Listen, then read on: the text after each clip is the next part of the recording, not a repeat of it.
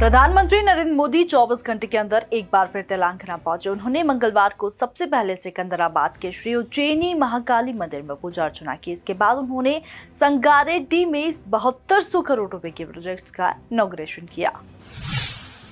PM Modi ने यहां rally को संबोधित करते हुए एक बार फिर परिवारवाद को लेकर विपक्ष पर निशाना साधा।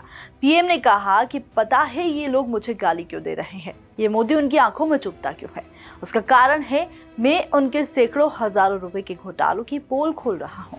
पीएम ने कहा मैं उनके परिवार के खिलाफ, परिवारवाद के खिलाफ बोल रहा हूं। व्यक्तिगत आरोप नहीं लगाया। वो लोग मेरी बातों का जवाब नहीं देते। वो कहने लगते हैं कि मोदी का परिवार ही नहीं है। अगर आपके पास है परिवार है तो आपको चोरी करने की छूट है, सत्ता पर कब्जा करने की छूट है। प्रधानमंत्री ने कहा कि कल मैं तेलंगाना में था और आज भी आया हूं।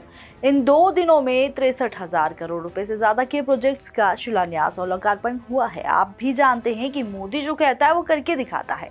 मैंने कहा था भारत को पूरे विश्व में एक नई ऊंचाई पर ले जाएंगे। आज आप देख रहे हैं कि कैसे भारत पूरे विश्व में आशा की किरण बनकर नई ऊंचाई छू रहा है।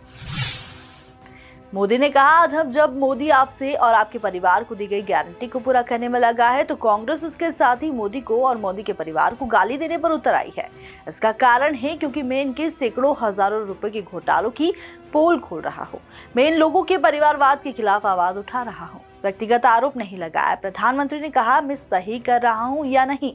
आप जम्मू कश्मीर से लेकर तमिलनाडु तक देखिए, जहां परिवारवादी पार्टियां राज कर रही है तो वही वो परिवार मजबूत हो गए हैं और वो राज्य बर्बाद हो गए। वो लोग मेरी बातों का जवाब नहीं देते। वो कहने लगते हैं कि मोदी का परिवार ही नहीं है। मोदी ने कहा मैंने एक ही परिवार के 50-50 लोग पदों पर विराजमान देखे। कहते हैं कि मोदी के साथ हमारी विचारधारा की लड़ाई है। विचारधारा की लड़ाई है। वो कहते हैं फैमिली फर्स्ट, मोदी कहता है कि नेशन फर्स्ट। यह है विचारधारा की लड़ाई। प्रधानमंत्री ने कहा उनके लिए उनका परिवार ही सब कुछ है। मेरे लिए देश का हर परिवार सब कुछ है। इन्होंने अपने परिवार के हितों के लिए देश हित को बलि चढ़ा दिया है। मोदी ने देश हित के लिए खुद को खपा दिया है। ये परिवारवादी इतने असुरक्षित है कि इन्होंने देश के हजारों युवाओं को राजनीति में आगे बढ़ने ही नहीं दिया। पीएम ने कहा कि तेलंगाना के लोगों ने भी बीआरएस और कांग्रेस को मौका दे दिया। कांग्रेस ने तेलंगाना को अपना एटीएम बना दिया है। दोनों पार्टियां एक ही सिक्के के 2 पहलू है। बीआरएस कांग्रेस में गठबंधन है कि नहीं है, ये तेलंगाना वाले बताएंगे।